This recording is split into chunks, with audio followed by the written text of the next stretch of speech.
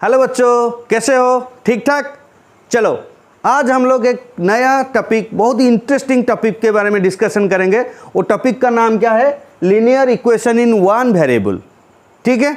और हम लोग आज क्लास 8 का चैप्टर नंबर 2 इसको डिस्कशन करेंगे।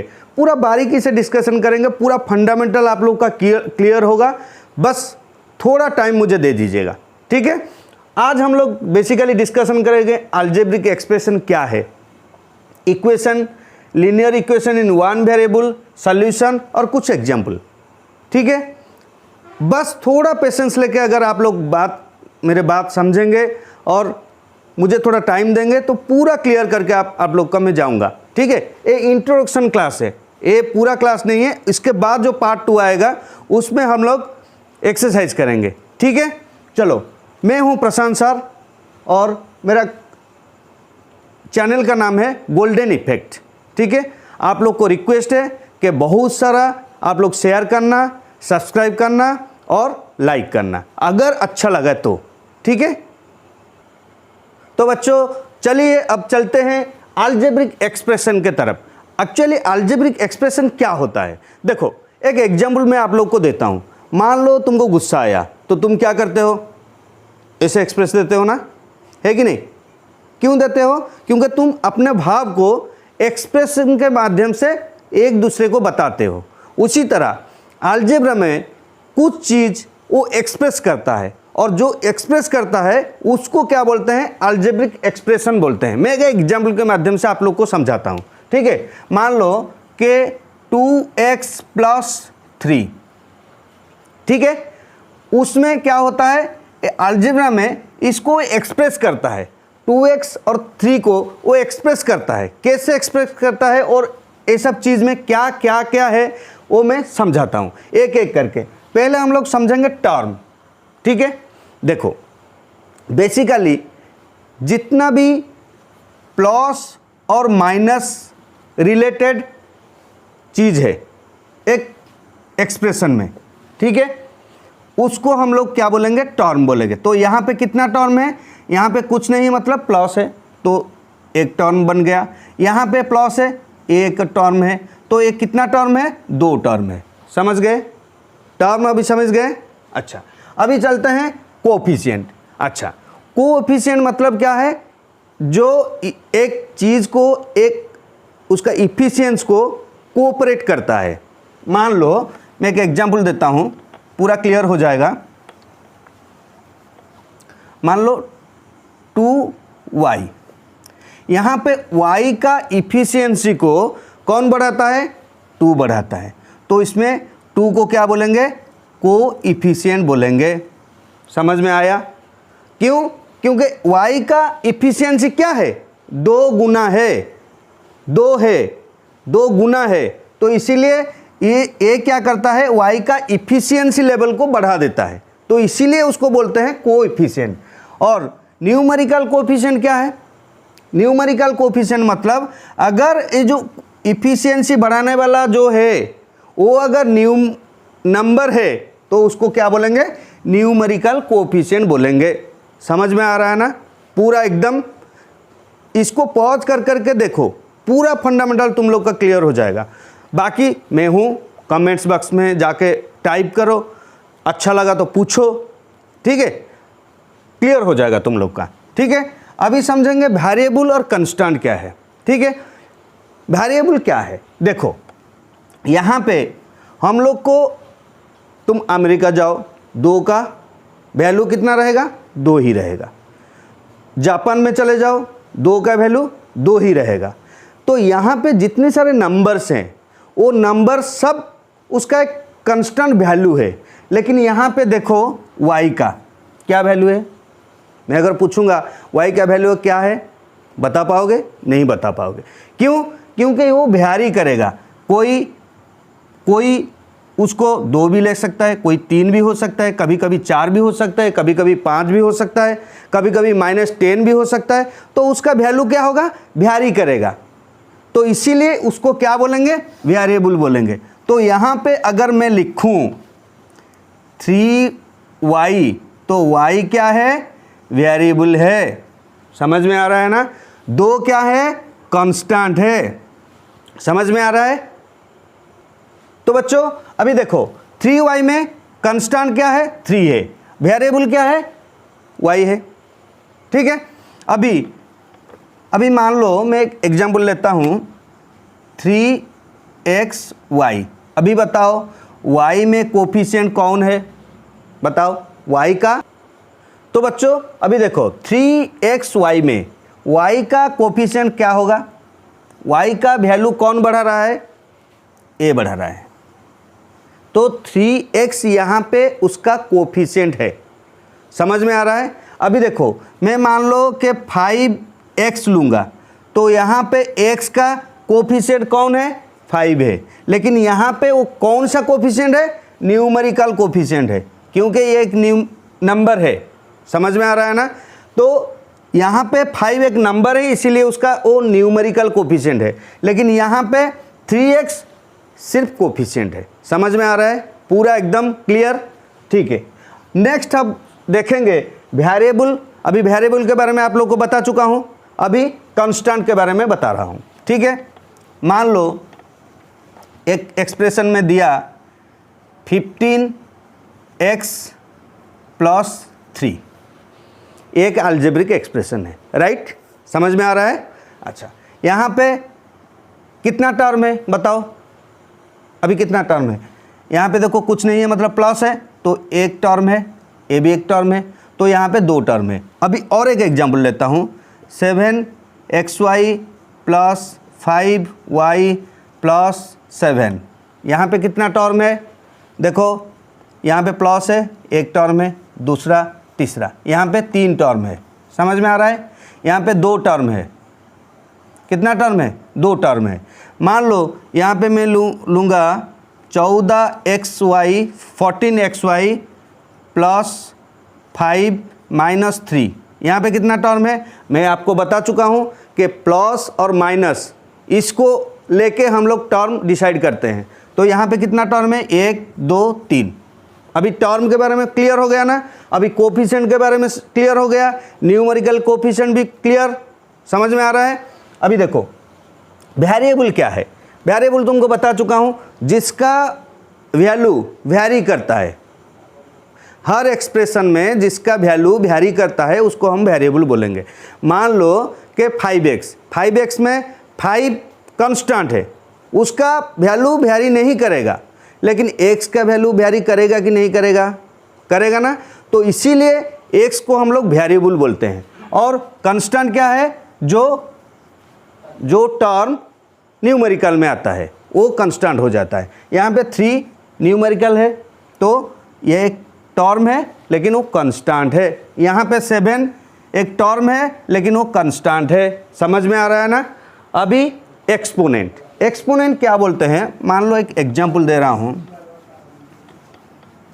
छोटा सा एग्जांपल दे रहा हूँ। मान लो 7x²। यहाँ पे 7 क्या है? Numerical coefficient. समझ में आ रहा है? x क्या है? वेरिएबल है। तो यहाँ पे 2 क्या है? क्या है बताओ? 2 है x का पावर, मतलब 7x × x, 2 बार x आया है मल्टीपल होके। तो यहाँ पे 2 को क्या बोलेंगे? पावर बोल सकते हैं या एक्सपोनेंट भी बोल सकते हैं। तो एक्सपोनेंट के बारे में क्लियर हो गया। अभी ये सब चीज़ मैं आप लोगों को क्यों बता रहा हूँ? क्योंकि अलजेब्रिक एक्सप्रेशन में जब हम आगे बढ़ेंगे तब हमको पता चलेगा ये सब चीज़ हमारा क्यों ज़रूरत था। ठीक है, इसीलिए आप लोग को थोड़ा फंडामेंटल दे दिया।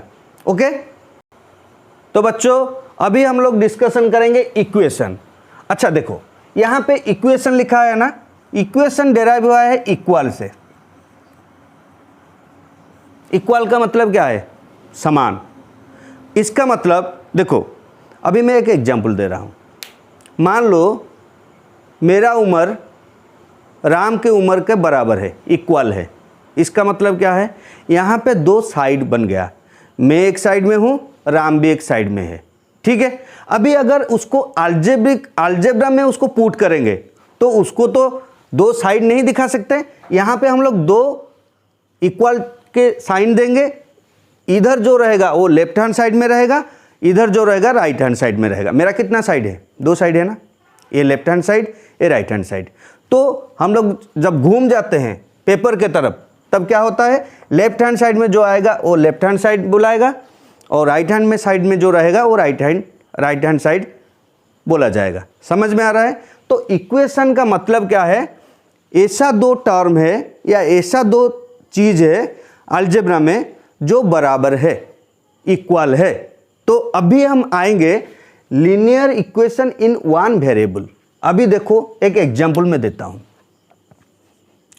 3x - 7 = 15। अभी मैं इसको क्या बोलूँगा, देखो एक अलजेब्रिक एक्सप्रेशन है, यहाँ पे क्या है, इक्वल है, यहाँ पे कुछ वैल्यू दिया गया है, यहाँ पे भी एक अलजेब्रिक एक्सप्रेशन में लिख सकता हूँ। अभी देखो यहाँ पे मान लो 3x - 7 = 5x + 4, ये भी एक इक्वेशन होगा। समझ में आ रहा है ना? मैं इसको पहले डिस्कशन करूँगा, उसके बाद इसके तरफ आऊँगा। तो इक्वेशन का मतलब 2 साइड होगा और उसके बीच में एक रिलेशन क्रिएट होगा, और रिलेशन क्या है, इक्वल है, इक्वालिटी का रिलेशन क्रिएट होगा। समझ में आ रहा है? तो लीनियर इक्वेशन इन 1 वेरिएबल मतलब ऐसा एक, देखो और एक चीज़ मैं बता रहा हूँ, लीनियर इक्वेशन का मतलब क्या है ना, जो वेरिएबल है ना उसका एक ही वैल्यू निकलेगा, उसको हम बोलेंगे लीनियर। अभी आगे जाके पता चलेगा लीनियर का मतलब क्या है, ऐसा एक इक्वेशन है जिसका हाईएस्ट पावर 1 होगा। अभी देखो मैं मान लो इसके बारे में डिस्कशन करता हूँ, 3x - 7 = 15 है, यहाँ पे एक का एक्सपोनेंट क्या है, पावर कितना है, 1 है, तो इसको हम लीनियर इक्वेशन बोल सकते हैं। लीनियर है और एक इक्वेशन है, इसीलिए लीनियर इक्वेशन है। और कितने वेरिएबल के बारे में बताया गया है, एक वेरिएबल के बारे में बताया गया है, इसीलिए ये चैप्टर का नाम दिया गया है लीनियर इक्वेशन इन 1 वेरिएबल। समझ में आ रहा है ना? अभी देखो मैं बोलूँगा 3x - 7y = 19, ये लीनियर इक्वेशन इन 1 वेरिएबल नहीं होगा, लेकिन ये लीनियर इक्वेशन होगा। क्यों? क्योंकि यहाँ का पावर 1 है, यहाँ का पावर भी 1 है, लेकिन 1 वेरिएबल नहीं है, यहाँ पे 2 वेरिएबल है, एक वेरिएबल है y है, यहाँ पे एक वेरिएबल है, 2 वेरिएबल है। तो 2 वेरिएबल है, इसीलिए इसको हम लीनियर इक्वेशन तो बोल सकते हैं क्योंकि पावर 1 है, लेकिन 1 वेरिएबल नहीं बोल सकते हैं क्योंकि यहाँ पे 2 वेरिएबल है। इसका मतलब x का वैल्यू 1 आएगा, y का वैल्यू भी 1 आएगा। हो गया? तो बच्चों अभी हम लोग इसका सॉल्यूशन निकालेंगे। सॉल्यूशन का मतलब क्या है, परिणाम, उसका रिजल्ट। ठीक है?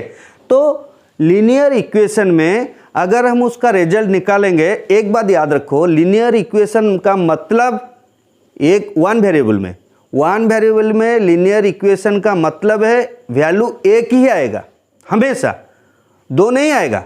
क्यों? क्योंकि वो लीनियर इक्वेशन है। ठीक है? अभी देखो x का पावर जितना, या कोई वेरिएबल का, अगर 1 वेरिएबल का बात मैं कर रहा हूँ, जितना पावर बढ़ता जाएगा उसका वैल्यू उतना ही आएगा। अभी मान लो लीनियर इक्वेशन में पावर 1 है तो वैल्यू 1 आएगा। अभी क्वाड्रेटिक जाएंगे तो 2 आएगा। वो आगे जाके हमको पता चलेगा, आगे जाके उसके बारे में बात करेंगे।